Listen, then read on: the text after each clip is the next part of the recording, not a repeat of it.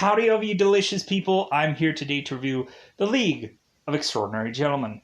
So, really, I would say, first off, this feels like a solid good film, like a solid okay film. A solid okay, like a solid okay film is just like really just saying like this movie is watchable. Like it's not one of those where you're just going through the whole movie and just like, God, I'm griping about this. God, I just have a problem with that. You're like driving a vehicle of disliking bits and pieces about this film.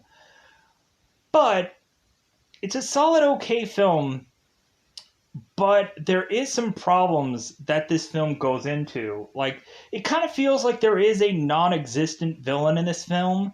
It kind of feels like they just had to toss a villain together at the last minute for this movie, and it kind of does show. Even though it could be adapted from whichever this came from, because I think that this was maybe a comic book or something at some point that was adapted here. Kind of feels like it, but I could be wrong. Really, I think also that this movie kind of does rely on Sean Connery really selling you this film, and to the point to where it seems like they took a lot of time to invest in Alan Quartermain's character, and it seems like he's really telling everybody what to do and telling everybody like how it should be done, or kind of telling a lot of his other teammates that like they're a waste of time being here, to where they have to prove their usefulness. So Alan's like, okay, well, I guess they needed to be here. Like, I guess luckily they were here. Oh, great. Oh, yeah, great. So that I think was like the crappiest thing ever, to have like a leader who's like questioning everyone's value, and then when they prove themselves, like, well, I guess they are great. I guess so.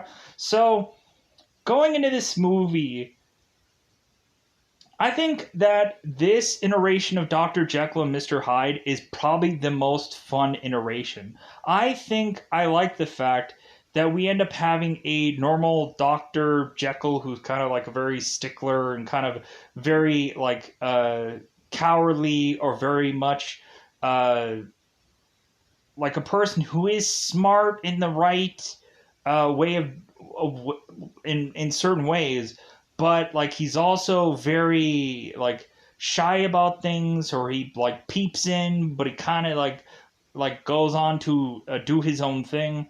And but we have a Hyde that is this big giant monkey, as they like to say in this film, and like he's very Hulk like, and you can really understand like, okay, like you can understand why this guy is like terrorizing England, to where he's just pushed on to forcibly go on to Paris and linger there, and take and run through that town there.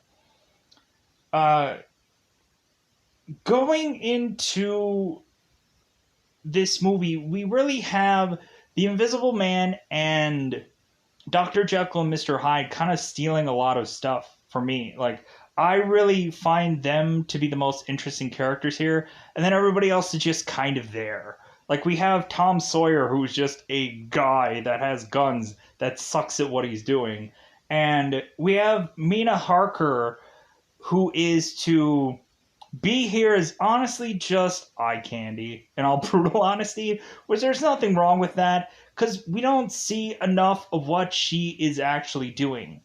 A lot of the times, a lot of the stuff that she's doing is either in the shadows somewhere, or something that quickly gets cut or edited out, so we don't actually see what she's doing. So that kind of gets really annoying in this film, to where I don't think we get to see enough of her whatsoever. Uh, Dorian Gray is one of those where like anybody could have been. This is a this character does not matter at all, but I guess the power of which that he obtains matters. So so he's here, but no one cares. Uh, Sadly enough, I do like Stuart Townsend, but I like what eventually they turn him into in this movie where he goes. But I just feel like his character is, again, he's there, but no one cares. Captain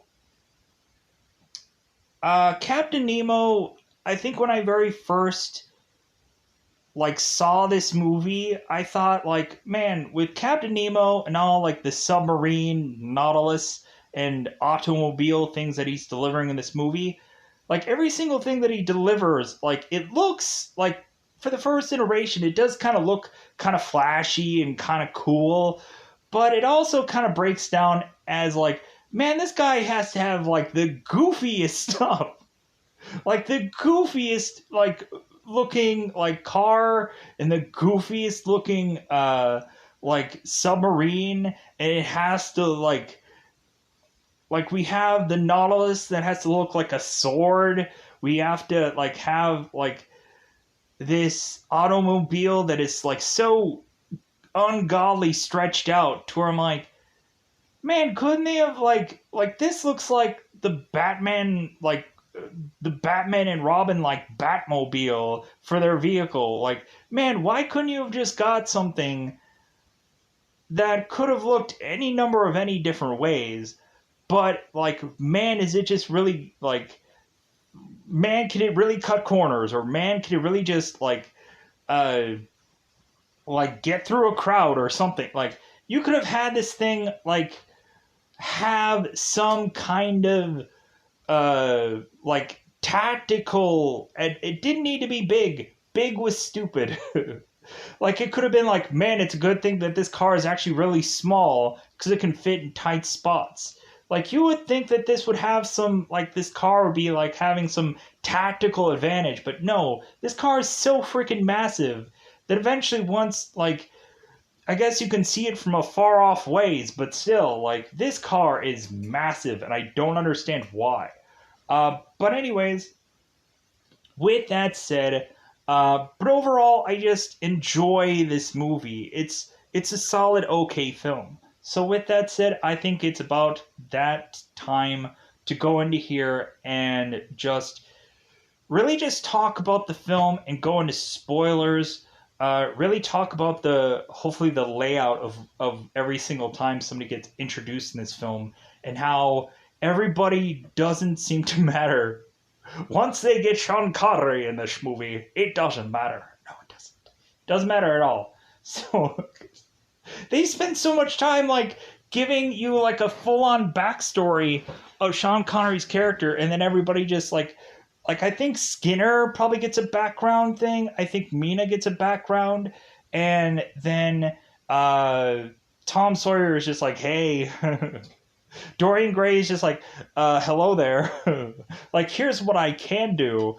But plus they also kind of like skirt around some things here and there about kind of like telling you like little things about Dorian that people are familiar with this team. It seems some of them know who Dorian is already, and so they can kind of figure out already who or what his talent could be. But yeah, so with that said, I think it's about that time to dust out that double five. To otherwise, spoiler time. It's about that time again to spoil this movie. So going into here, so the very beginning of this is we have this guy who is called the Phantom, who is the villain in this show. The lamest name ever. I get it. So we have the Phantom, who is to have these severe technical advances over everyone. Like, we have the Phantom who just busts out a big huge tank and goes on to rob this bank and take all kinds of things. Eventually, we have a place where there's just a boatloads of just blimps side by side. We have the Phantom who's like, well, blow them up. Just go ahead and just blow them up. Like, but there's a lot of helium in there, and the Phantom's like, dude, I don't freaking care. Like, I don't care if there's farts in there. Like, blow it up. I don't care if there's like the wind of the Santa Hanta breeze in there. I don't care. Blow it up. So we have all these blimps being blown up, and so the Phantom is just this intimidating character that the League of Extraordinary Gentlemen have to go and take down because that's what they have to do with their lives. So we have this guy frantically running around. His name, I believe, is Sanderson Reed. So we have Sanderson Reed who is scrambling around to find all these League of Extraordinary Gentlemen members. And so the only one that we actually really see getting like position or petitioned to, hey, could you just join the League of Extraordinary Gentlemen? Yeah. So we have this Reed fellow going to Alan Quartermain. He's being pointed to where Alan Quartermain is, and so this guy sits down and is like, Mr. Alan Quartermain, like the country is in peril, like the empire is in peril. We desperately need your help.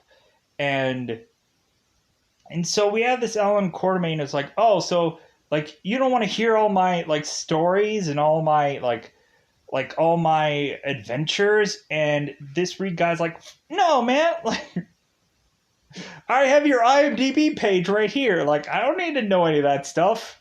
Like no, like we're good.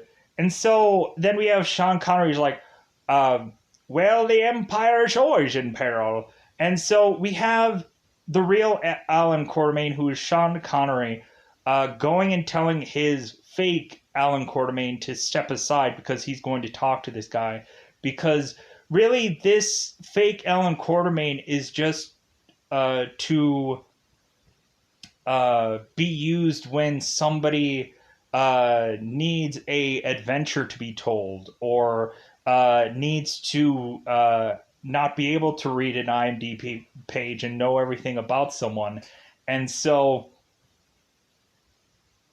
this guy explains that that really like Crown and Country needs Sean Connery, and so we have it to where Alan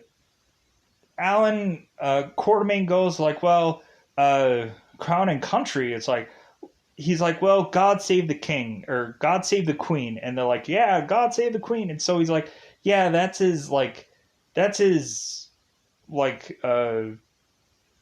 political, or that's like as good as we're gonna get here when it comes down to how much we care about the queen and country and whichever. Like if anything, yeah, we'll toast her, but we could care less. Like if anything, we're in Quartermain's in Africa right now, so it's like he could care less. So we have Reed trying to explain like the threat and how they're going to try and put this team together. And so eventually we have Quartermain who's like, you know what, like May. And so we eventually have some other guys in these armored suits to come in and to go after Alan Quartermain. And so the guy who is to be the fake Alan Quartermain is to be introduced by these men in armor.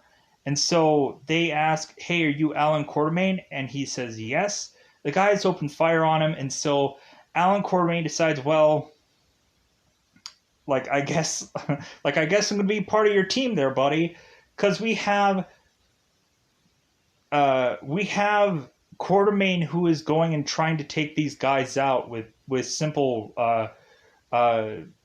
rifles and whichever. And so we have these guys with automatic weapons, and so we have Quartermain who's like, God, automatic weapons? Are you kidding me? Like, who has automatic weapons? And so we end up having one guy who's telling them, like, yeah, it's not very sporting. It's like, why are they going after you with automatic weapons? It seems like a waste of bullets. So we have Quartermain taking down a bulk of these thugs, and one ends up running off. And so we have Quartermain who is to go and set up his shot. And Reed is like, well, like, it seems like he's already fairly far away. And Quartermain's like, I hate getting old. And so he ends up tossing on his glasses, and then he ends up sitting up again. And Reed is like, well, I guess he's not really that far. So Quartermain takes a shot at him and just wounds him, and then they drag him back there. So that way, Quartermain can find out who sent him. And of course, it is, of course, part of uh, the Phantom, which we are naturally to assume, because by the time that this guy gets to Quartermain, this guy takes a uh, like a pill of sorts, and he chomps on it and he dies, because so that way he won't reveal any secrets. So Quartermain is naturally assuming that these guys are tied to the Phantom. So we have Quartermain who's like, well, I'm in. So we have Reed that is telling Quartermain to prepare for an English summer, and so we are having Quartermain coming to this headquarters of a guy named M. So we have Quartermain who is to arrive, and Reed is like, yeah, like it took you a while, and he's like, around the world in 80 days is basically the travels of which that I had to go to. So we have Reed walking all the way down all these steps, all the way through down this hidden corridor, and all these other kind of and Quartermain is like, are we gonna get there today? It's like, good God. So we eventually make it down there, and so we immediately have Quartermain who is to be greeted by a man named M. M who is starting to turn on the lights in the room and to explain what is all going on, how M and people like him have established the League of Extraordinary Gentlemen, and there have been a number of different people that have been tied to this group. And so they are to eventually go and retrieve those men and meet the rest of them, because not all this entire team has been assembled right here. So first off, we are to meet with Quartermain Skinner. So Skinner is to tell that he is a experiment that had made him invisible. It seems like he is mostly a thief, and that he tends to, like, quite often, like, put things of powder onto his face so you can kind of see him from time to time. A lot of times he covers up his whole entire head so you can actually see him, which is kind of nice. So funny, when Skinner is to arrive here, we have like Quartermain who's like, I don't like tricks. And so we have Skinner who is to put on a coat and to put on a hat, and then Quartermain is like, oh, so like this is like a magician or some whatever. So we have eventually Skinner showcase that he's the Invisible Man, telling us his backstory. And so we also have Quartermain who is to meet Captain Nemo. And so we have Quartermain meeting Captain Nemo, and Quartermain mentions it's like, well, like, I've heard about you, and Nemo says likewise. Like, well, like, I heard you were a pirate, and Nemo goes like, well, like, I'd like to not think that I'm quite like that.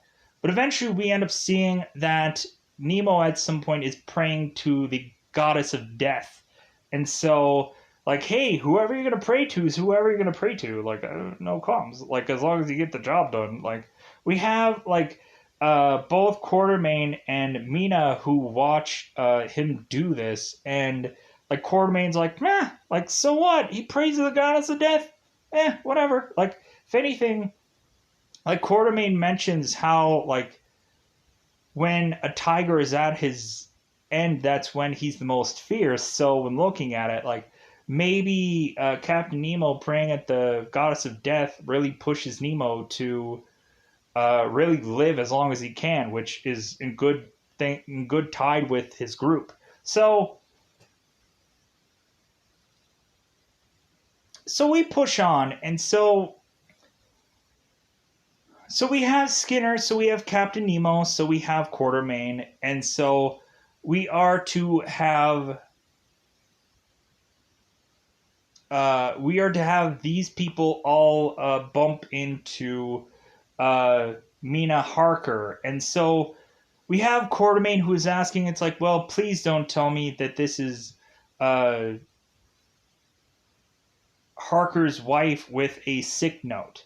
That really, like, this woman isn't actually going to be within this league, and Mina's like, well, hey, like, uh me and my husband who went with Van Helsing to fight Dracula, like, if anything, like, I think that we are good enough qualified to be for me to be a part of your team. Like, if anything, like, we fought Dracula on numerous occasions, so I think I'm fine to be within your group. And they're like, well, sure, fine. We need a Black Widow in this group, so you might as well be it. You're the closest enough thing. So you're a woman in this group, so good enough. So we push on. So we are to have the group next go uh, for a man named Dorian Gray, which they are to try to figure out exactly what his talent is. So we are to go on to find Dorian Gray's home to have Dorian or have Quartermain, who notices within Dorian's home that one of his paintings is missing. There's a indent in his wall, and so Dorian Gray is like, well, like you're very much a person that notices quite a bit of things. Like, yeah, like there's a reason why that painting is missing. It's a painting of my own portrait. Really, I could see consistent times where the portrait has been aging, and so I really just decided to like uh, hide from the portrait and have it go away somewhere, and I can never really see it because then the magic will be undone. So we have all of a sudden the Phantom, who is to arrive at this place, at this with a bunch of gunned thugs. And so we eventually see how Dorian is going to start to have his usefulness. And so we also have Quartermain, who had mentioned that he knew Dorian because Dorian had gone to his school and so had him. And so Mina assumes that's, well, like Dorian was the young student trying to hear a heroic tale of Quartermain. And Quartermain says, actually, that's quite the reverse. I was the young student, and uh, Dorian Gray was the hero coming to tell me his heroic tale. And so evidently Quartermain was a young man during the time of hearing a Dorian Gray story. So that is to tell us that Dorian Gray doesn't age very much, so more than likely he probably is a person who can just live forever? And so we have Dorian who just gets lit up by bullets by all these thugs, because we have Tom Sawyer who comes in looking like one of the thugs and winks at Quartermain because Quartermain already notices that there's a guy that sticks out, and it is Tom Sawyer. So Tom Sawyer starts shooting up some of these guys, and Quartermain is to toss a ladder to go and hit some of these guys and push them back so that way they won't fire their weapons. We have also Dorian Gray that is kind of just like tossing through a lot of these, as well as Captain Nemo and a number of other people. And so we eventually have Quartermain who is trying to go after the Phantom, but that eventually gets nowhere. That eventually has the Phantom escaping. And so we eventually go on to showcase that Dorian had been littered with bullets and all of those just kind of brushed off his skin. So we are to find out that Dorian Gray is an immortal. Basically, this immortal, you can't just chop his head off and donezo. It seems that this immortal, like, there is a whole magical trick behind that, which I'll talk about later. So, we are to go on. Like, I would be kind of interested to see if they would have chopped off his head, what would have happened in this film. I would have been fascinated because they never actually get to that point. They do a lot of like small injuries that make no sense. I would have been like kind of curious what would have happened if head came off. What would have happened? I'm curious. So, going on in this movie, so we are to have Tom Sawyer come in, and really he's just a brash American who is to shoot first and ask questions later. Probably shoot way too much, to where Quartermain is having to consistently tell this kid to like, why do you have like, why do you have to shoot like 10 bullets? All you need to do is shoot one. So we go on, and we are to have uh, we are to showcase also what Mina can do, because we have one of these thugs who are to grab Nina and have a knife over her neck and is to threaten the League of Extraordinary Gentlemen. And so we have it to where, like, Quartermain had mentioned, like, well, I bet Nina's in some kind of trouble or peril, I'm sure. And so we have Nina, who is to be knife to the neck. And so we have this thug who's like, yeah, like, like I'm taking control of this party. And so Mina kind of laughs at him, just kind of like, you think that I need help from them. Mina turns around and goes and bites the neck of this guy to reveal that she is a vampire. She has blood all over her face. Tom Sawyer's like, he got some a little bit. Yeah, you know what? So we find out that Nina is actually a vampire, and surefire enough, we get to barely see clips of her here and there, and what a disappointment that is. Like, we barely get to see her. Like, I think she could probably have been like the coolest part of this movie, but we don't actually get to see enough of her in this film, sadly enough. Because I think a lot of times we would rather, I guess, forcibly see like a Dr. Jekyll, Mr. Hyde, or we would probably see much more other, like, more shots of Sean Connery, please, bizarrely. So, bizarrely, more shots of that Sean Connery. Good God, they could have had that whole time, like, showing us what Mina does. Like, I think they were trying to avoid showing blood in this movie or something. Like, they were trying to avoid, like, getting a certain rating in this film. I think that's why every single thing that Mina does is, like out of scene, out of frame. I think they were trying to, like, they were worried about getting an R rating in this movie or something. I don't know. So, going on into here, so we have Quartermain who's like, wow, like, I'm impressed we have a vampire lady on this team. Great. So we push on, and so we have all the league who is to go on to some canoe, right? Because that's what Tom Sawyer calls it. They're like, oh, do you have a canoe? And so Nemo's like, no, I have a Nautilus. And so we end up having this big giant submarine that is to take these guys to Paris for them to go and try to retrieve Dr. Jekyll and Mr. Hyde. So we end up having Dr. Jekyll, or actually Mr. Hyde, we end up having Mr. Hyde running around the city of Paris on rooftop, which is actually a really cool opening for this character. And so we end up having Quartermain uh, and Tom Sawyer going and trying to push this character into a certain location. They keep shooting him a certain way, And Tom is very confused why they want him to consistently double back. And Quartermain is like, dude, I got this planned. Like, I got this nailed.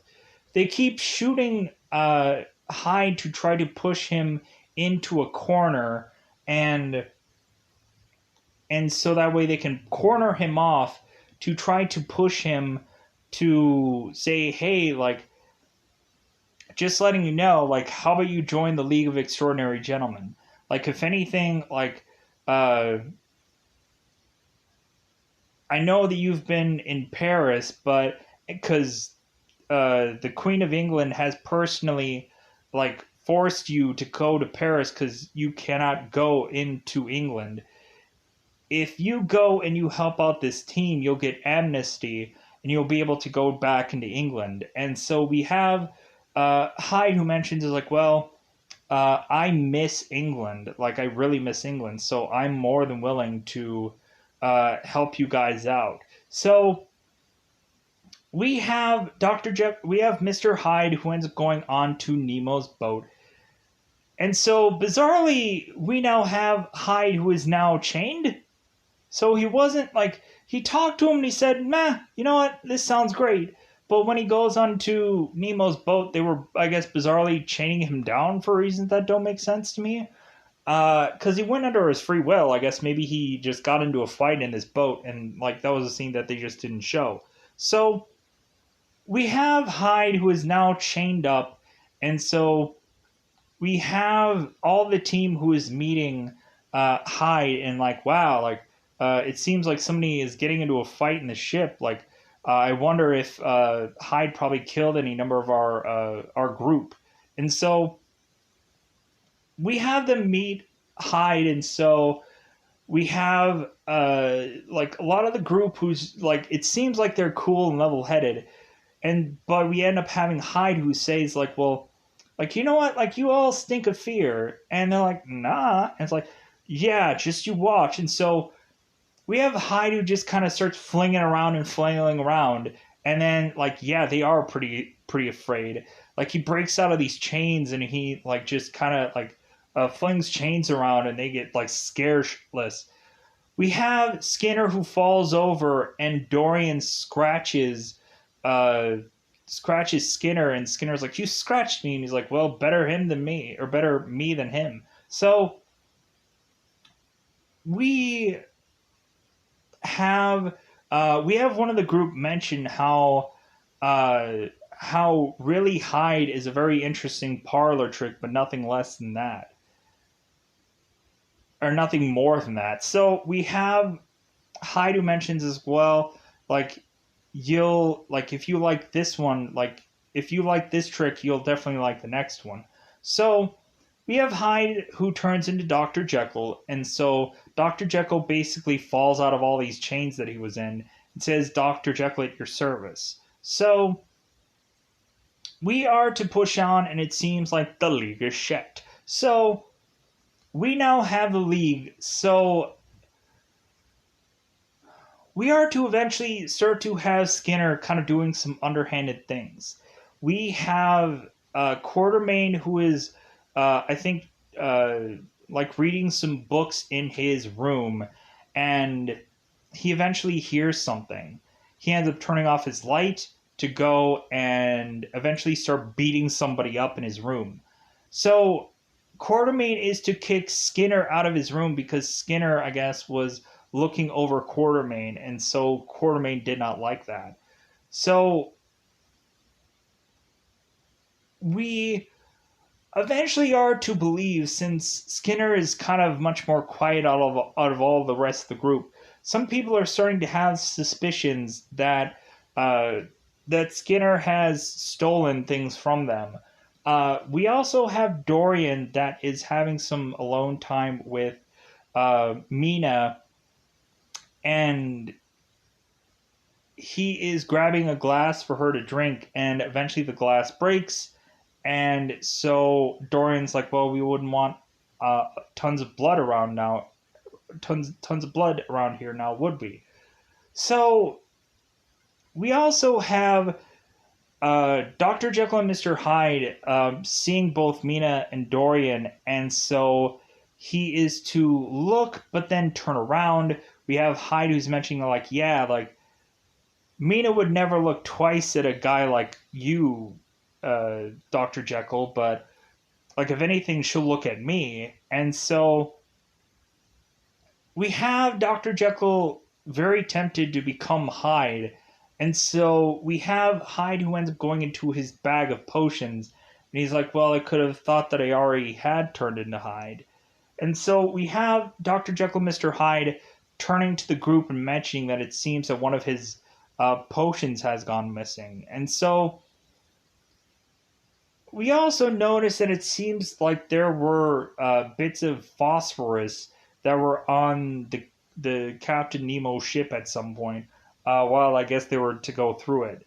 So pushing on, so like there's a lot of sketchy things going on here, and everybody is assuming naturally that it's Skinner. So we are to push on. So we have the team who is to go on to their first real mission. And so we have it be that it seems there is this city that is going to have a cluster of bombs just surrounding all over it, because the Phantom is tossing up bombs underneath this spot. So we end up having the League of Extraordinary Gentlemen figuring out the perfect building to fall to stop all of these buildings collapsing, because every time a bomb goes off, a building falls. And so we have the entire group all separating from one another, which I'm like, God, that has got to be like this stupidest thing. Like, I thought that this is going to be a team film, but I don't know how many times throughout a bulk of this movie we end up having this entire team separating. I'm like, what was even the point of calling this like the Extraordinary Gentleman team movie? You could have just called it like, yeah, a bunch of freaks and like they're gonna separate. They're not gonna actually be a actual team.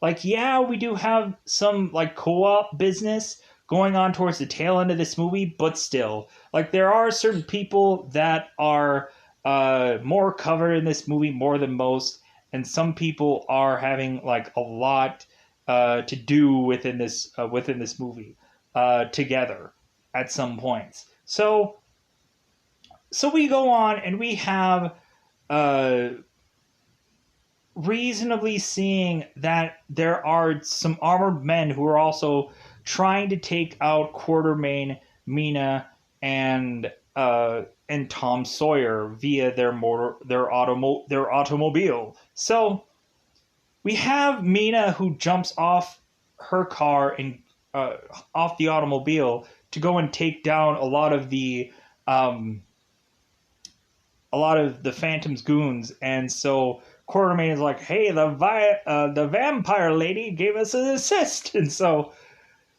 we have eventually also Tom Sawyer who is trying to shoot to try to get some of these men. But really, again, Quartermain is just complaining to Tom how numerous shots that he has to take, and it's getting kind of annoying. And plus, also, Quartermain doesn't know how to drive the automobile, and Tom Sawyer does. And plus, Tom Sawyer needs to like have his eyes in the road because he's consistently just kind of looking wherever. So we go on, and we have eventually that that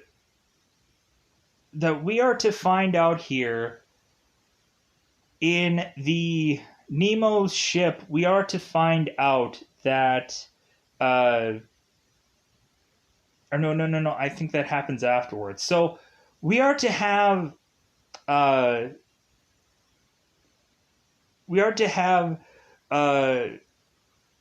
get it out. Quartermain tell Nemo that the automobile is going to be their target. Track the car, and they'll figure out where to send their rocket to go and take out the right building. And so we eventually have Quartermain trying to get the Phantom, and so we really push on to have uh, reasonably uh,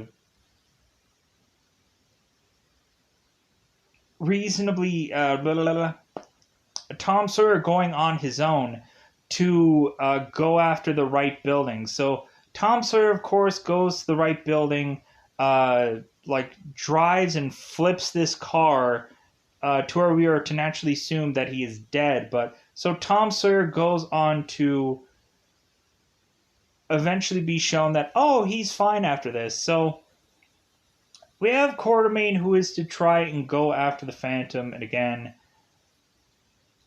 consistently, like, we have this cat who just continues to just slip away at some points. So we are to just push on, and because everybody has to have a reason for what they're doing. So we're to push on to eventually go back to Nemo's ship.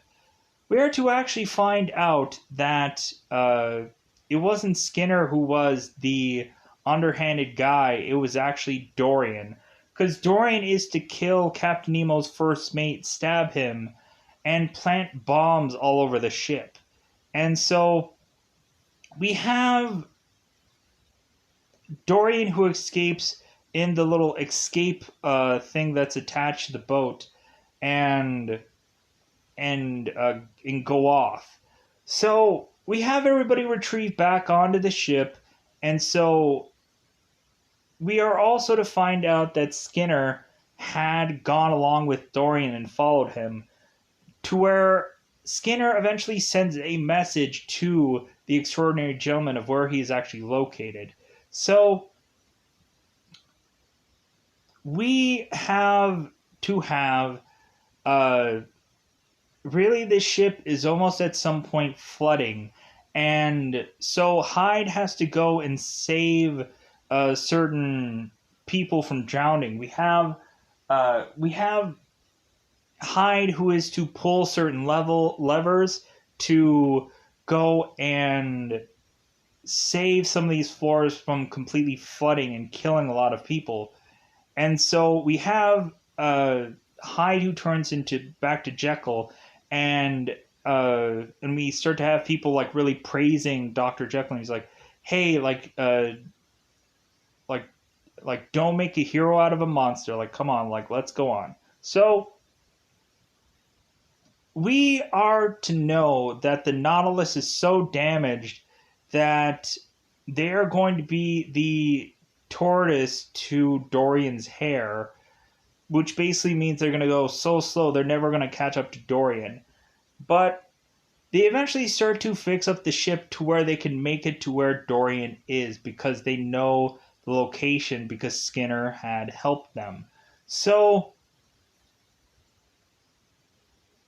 we have the extraordinary gentleman figuring out where eventually Skinner is, and Skinner is naked, and he is naked into the winter, and so we have Skinner complaining how like he has basically freezed off all of his extremities, and so we push on to have Skinner giving them the 411 about what is going on with this situation, and so we are to find out. Or no, wait, no. We have M who has a record that explains everything, but Skinner is kind of giving them a layout of what to look forward to in this factory that they're going to go into. So M explains that he has betrayed them the entire time.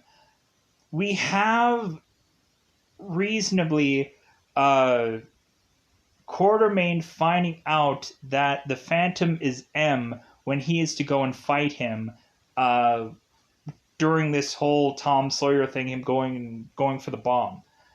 We have Quartermain finding out that M is actually the Phantom, and so we confirm that on the record that the Phantom is actually M, that the League of Extraordinary Gentlemen was actually a hoax, was a ruse to get all these people here, to make it seem convincing enough to where all these people would come here so they can eventually take every single thing from them.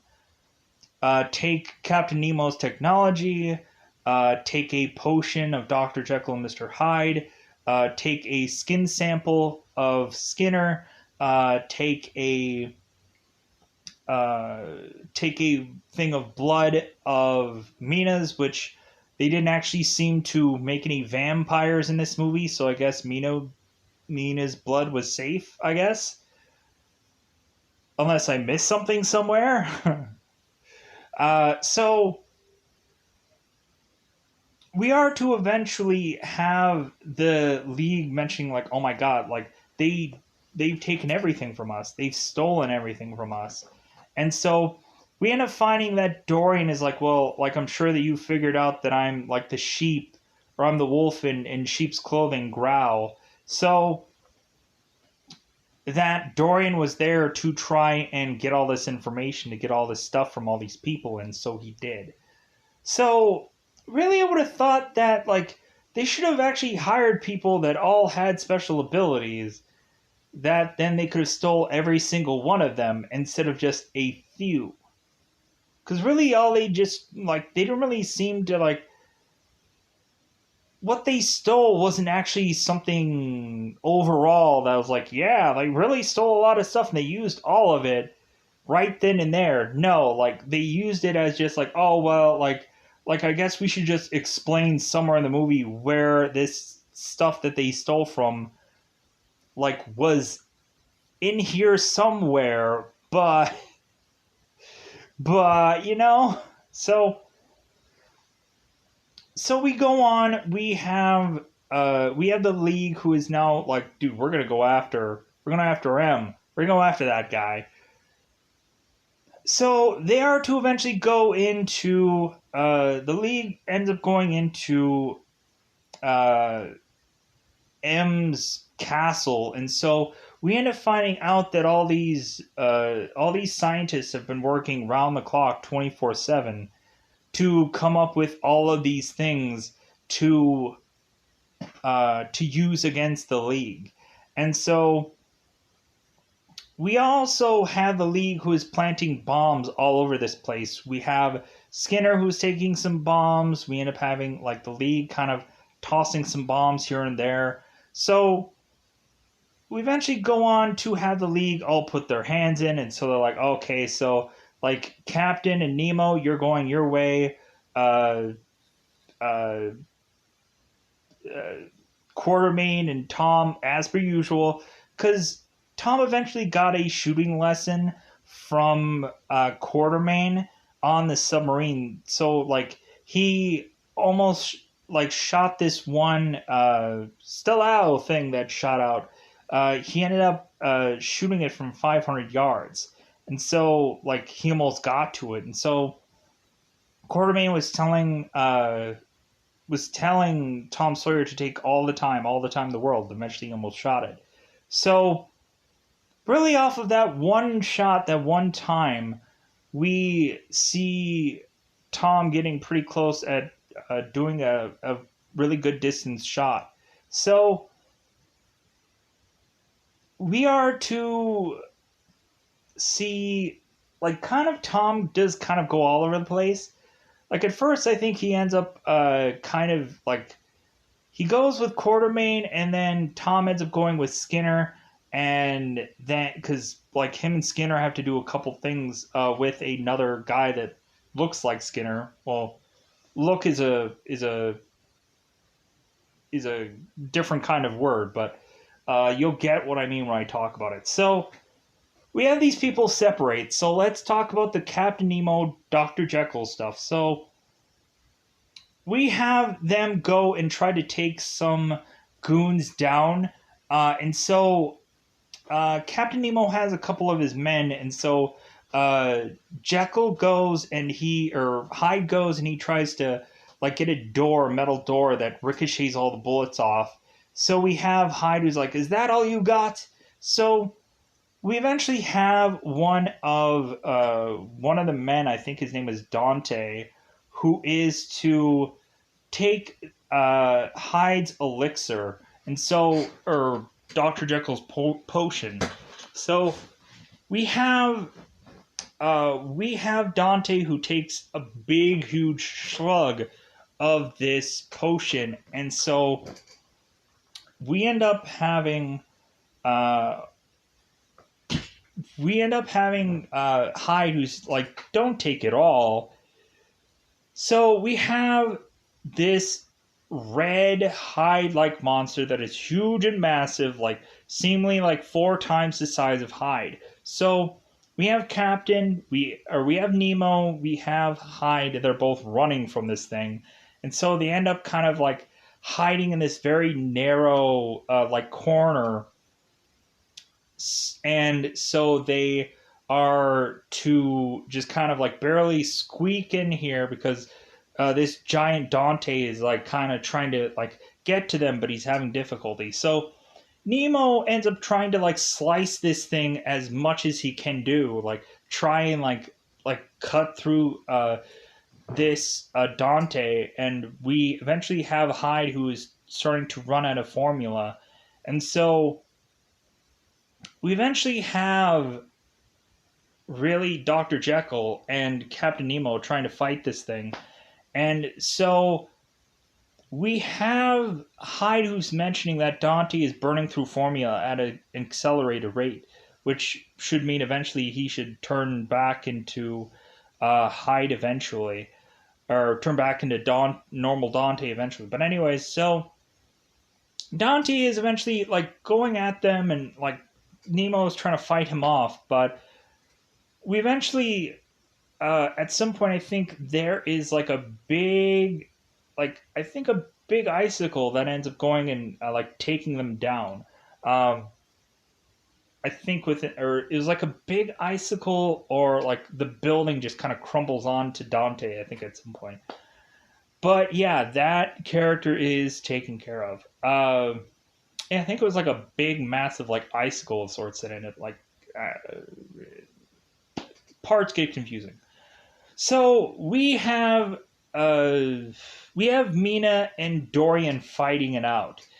So we have Dorian, who has his portrait in his room covered, and so we have M, who had promised Dorian his painting, and so M gave it to him. So we have Dorian, who is now to uh, go on and fight Mina, and so it seems like Dorian's winning, but eventually he doesn't. It seems like Mina's winning, but then she doesn't. So we have this consistent back and forth, but then eventually we have Dorian, who immediately thinks that he had won, that he put his sword through her heart, and he thought like, oh, okay, well, I'm done now. So we have Mina, who sneaks up behind Dorian, stabs him into the chest against a wall. So Dorian cannot get out of this wall. He tries to like adjust the knife to get it out, and he have problems getting it out. So we have Mina, who shows Dorian his picture and his portrait, so he could just start to lose all bits and pieces of his bate for him to die. So, Mina wins. Flawless victory. So, that spot is covered. So, we have Quartermain, who is going after the Phantom, or M, or Moriarty, which we eventually find that out, that it seems that Moriarty was a villain of Sherlock Holmes, but it seems that instead Moriarty is a villain of the League of Extraordinary Gentlemen. I don't know why, but he is.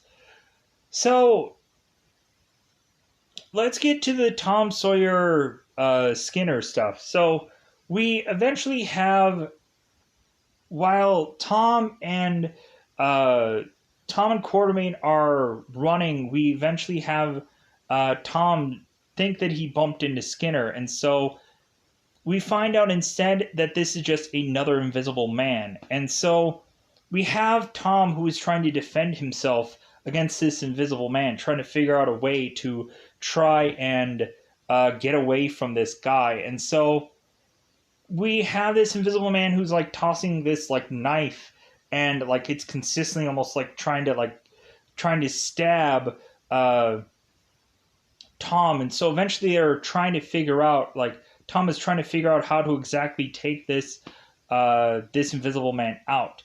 Eventually, we have Tom who ends up getting thrusted into some room with some fully armored guy with a flamethrower, and so Tom tries to shoot this guy, and so we have eventually this flamethrower character who is to start going after Tom, and Tom's trying to avoid it. And so Skinner ends up taking out this armored man and eventually gets flamed for his trouble. And so, or no.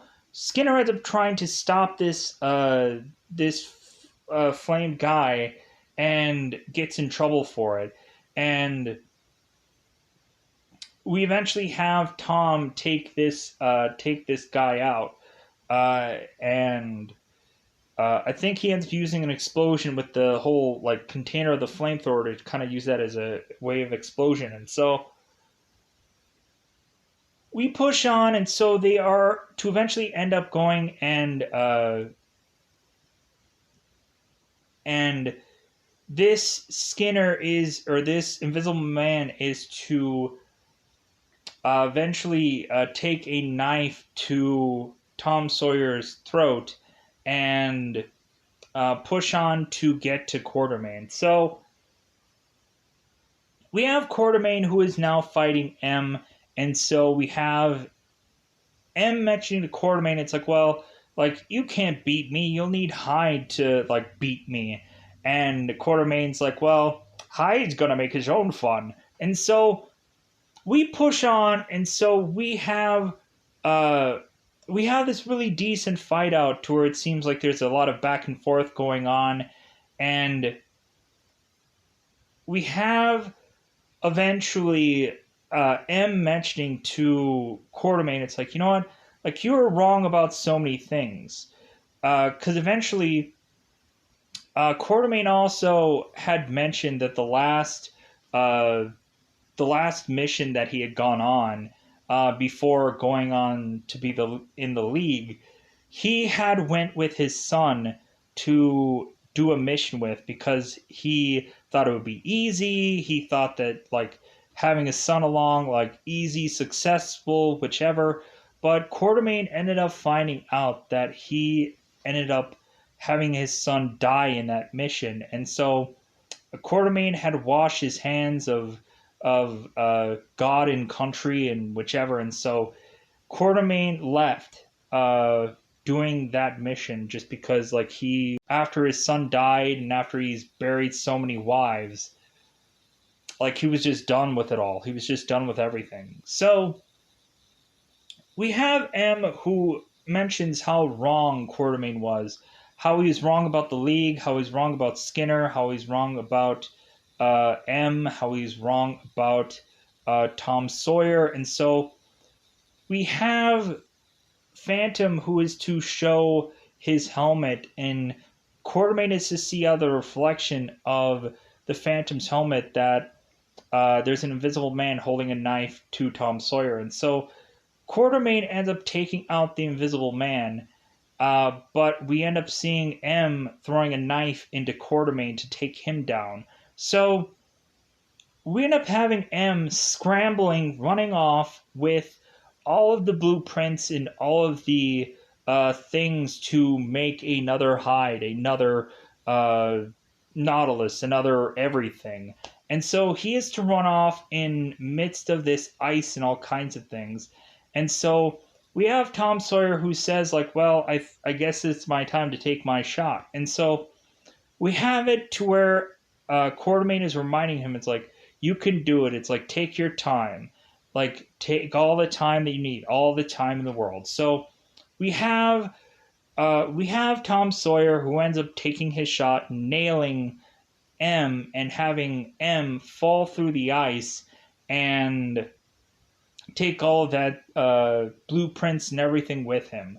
So we have Tom who is now comforting Quartermain as he dies, and so we have Quartermain telling Tom Sawyer before he is to go that um, may this century be yours as the last century was mine.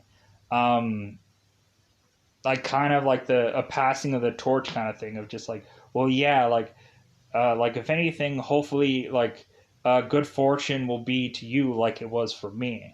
And so we have Quartermain die, and so we eventually have the team go on to do a funeral for Quartermain. He's in Africa. And so Tom Sawyer is kind of shocked. He's like, well, like I thought like an African voodoo priest or something was to say that Quartermain was never allowed to die. Like I guess he was wrong. So we have the funeral for him, and they are to do like place guns and all kinds of things to say their last goodbyes.